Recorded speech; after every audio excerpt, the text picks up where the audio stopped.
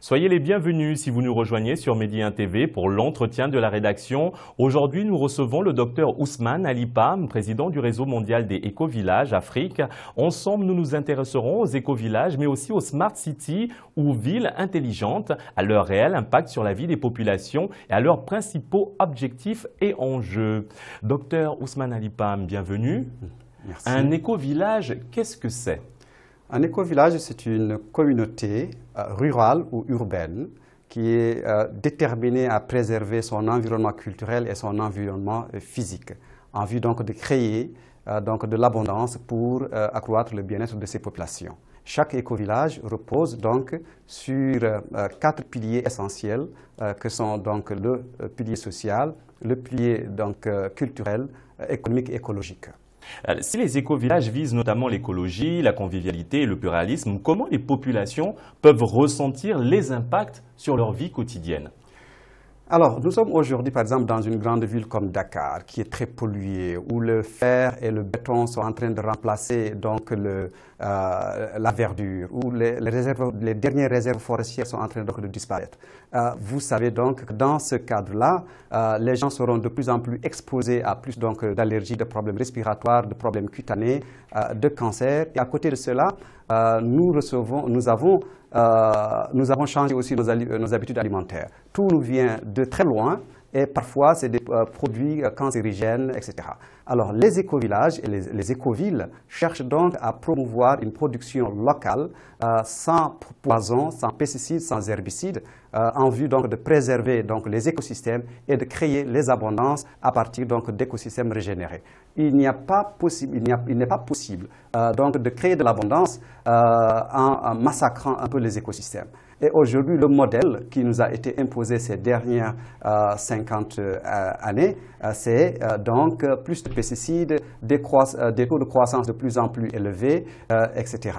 Et on se rend compte qu'on est en train de prendre de plus en plus de la nature sans véritablement redonner encore à la nature le respect qu'elle mérite. Parce que si nous ne prenons pas en charge les aspects naturels et les écosystèmes, eh bien, les écosystèmes se prennent en charge l'humain, parce qu'on a vu que partout les températures sont en train d'être élevées, et les ressources se raréfient, nous avons des lacs qui se dessèchent à travers la planète, nous avons des rivières qui sont de plus en plus empoisonnées, les conflits sont en train d'être exacerbés parce qu'il y a un manque de ressources. Et aujourd'hui, comme on est dans une sorte de jungle où les plus forts dévorent les plus faibles qui ont donc dans leur sous-sol du pétrole ou bien donc des ressources. Alors donc ce mouvement-là qui est mondial, qui totalise environ 17 000 éco-villages membres à travers le monde, cherche à mettre en place donc de nouvelles logiques, de nouvelles stratégies de développement qui essaient donc de favoriser une bonne entente entre les peuples, entre les membres et aussi recréer ce lien spirituel avec la nature. Aujourd'hui, est-il possible d'appliquer le modèle des éco-villages à nos villes, c'est-à-dire les implanter en zone urbaine, en Afrique? Tout à fait. En fait, éco-village, ce n'est pas uniquement dans les villages. Si vous regardez un tout petit peu, sur le net, il y a beaucoup d'éco-quartiers qui naissent en Europe, dans de grandes villes, en Amérique, un peu partout, donc à travers le monde. Parce qu'il s'agit, en fait, prenez un quartier, par exemple, Dakar, où vous avez des eaux usées qui ruissellent d'un peu partout, où il n'y a pas d'arbres. Les jeunes de ces quartiers-là peuvent s'organiser pour créer donc des jardins dans leur quartier. Et cela peut favoriser peut-être quelques activités génératrices de revenus. Les jeunes peuvent aussi décorer, rendre leur cadre plus convivial, etc. Et donc cela peut attirer, par exemple, de nouveaux touristes. Cela peut donc créer des activités susceptibles de donner du travail à ces jeunes, susceptibles aussi de créer la bonne ambiance, le bonheur dans ces quartiers-là. Regardez une grande ville comme Dakar. Les gens sont très stressés, les gens courent derrière des activités. Et aujourd'hui, en 2017, nous gagnons beaucoup plus d'argent qu'il y a peut-être 50 ans, mais on n'est pas plus heureux que les gens il y a donc une cinquantaine d'années. Donc vous préconisez la plus de création d'espaces verts dans les villes venant des initiatives citoyennes. Quels sont les principaux enjeux aujourd'hui face au changement climatique en rapport avec les projets nationaux et internationaux sur les éco-villages? Parce que vous savez que même si au Sénégal, on est en train de découvrir quelques puits de pétrole ça et là, mais au niveau mondial, en fait, cette ressource est en train de se raréfier.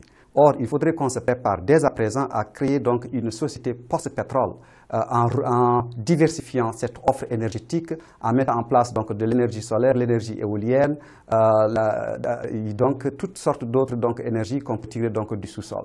Alors, si on se limite, on reste encore dans les vieux schémas qui consistent à plus de pétrole, etc., l'Afrique ne sera pas prête pour donc les changements à venir. Et nous, donc là, je pense que la raréfaction donc, de la ressource pétrole offre d'énormes perspectives au continent africain, au monde entier, de se réinventer, de repenser les stratégies de développement pour donc justement créer les conditions d'un bonheur beaucoup plus grand, beaucoup plus partagé. Parce qu'aujourd'hui, ce qu'on voit à l'échelle mondiale, les ressources sont de plus en plus concentrées entre une infime minorité donc, de personnes et la grande majorité, donc, que ce soit aux États-Unis, que ce soit partout, donc la grande majorité est donc dans la précarité presque absolue.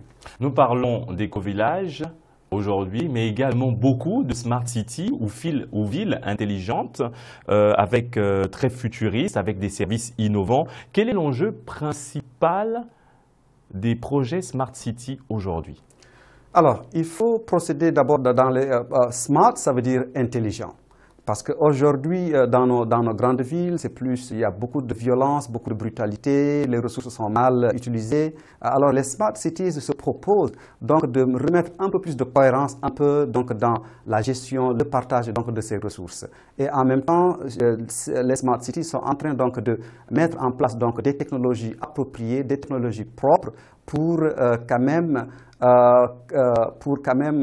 impulser donc des changements à l'échelle donc des quartiers, à l'échelle donc des villages, à l'échelle donc des villes. Donc il est important aussi à l'échelle africaine, qu'au niveau donc de nos décideurs politiques, au niveau de nos communautés, qu'on mette en place des programmes pour justement changer les profils donc, des citoyens, les profils professionnels, pour qu'on s'adapte à ce changement et qu'on ne soit plus dans le vieux monde. Alors les smart cities, les éco-villages, donc veulent créer un nouveau monde qui est un monde plus rationnel, un monde où il fait mieux vivre. C'est un rêve en fait. C'est un rêve, mais un rêve qui est à notre portée. Aujourd'hui, nous sommes parvenus, donc, dans le cadre des éco-villages, à régénérer des déserts, des espaces qui sont morts et à créer de l'abondance là-bas. Donc, dans nos villes et dans nos villages, nous pouvons donc régénérer nos forêts, régénérer nos réserves forestières pour qu'il y ait un impact carbone beaucoup plus réduit. Et aussi pour impacter la santé des gens, pour impacter le bien-être, et aussi c'est aussi la création de réseaux à travers donc les quartiers, de réseaux de solidarité, parce que dans les écoquartiers, dans les smart cities, le citoyen ne compte pas juste sur la force de son portefeuille, mais le citoyen compte sur le voisin qui a des compétences différentes, le citoyen, etc. Tenez, moi je suis peintre et vous êtes dentiste. Je viens peindre chez vous et vous, en revanche, quand j'ai besoin, je viens, donc vous m'offrez donc des services. C'est un échange de services. Hein, c'est donc une société de type... système de troc. Exactement, exactement. Et il y a une soixantaine d'années, je pense que l'indice de bonheur en Afrique, dans les sociétés africaines, était beaucoup plus développé qu'aujourd'hui. Même s'il y a de plus en plus d'argent en circulation, les gens parlent aujourd'hui en termes de milliards, alors que dans l'Afrique d'il y a 50 ans, il y avait très peu d'argent en circulation, et pourtant les gens voyageaient, il n'y avait pas d'hôtel, les gens pouvaient rester chez les autres, et puis il y avait une sorte aussi de solidarité à l'échelle villageoise, où les gens manger ensemble, danser ensemble, etc. Aujourd'hui, c'est l'individualisme, les familles sont brisées. Aujourd'hui, les sociétés sont brisées parce qu'il y a la tyrannie de l'argent, il y a la tyrannie donc la rareté des ressources qui est en train aujourd'hui de créer un chaos à l'échelle donc planétaire. Docteur Ousmane Ali Pam, merci d'avoir répondu à l'invitation de Média TV Dakar. Merci, c'était un plaisir donc d'être là, et le monde de demain appartient à l'Afrique. L'Afrique a un fort potentiel et c'est à l'Afrique donc de diriger donc le monde de demain. Merci, c'est tout pour cet entretien. Bonne suite des programmes sur Média TV.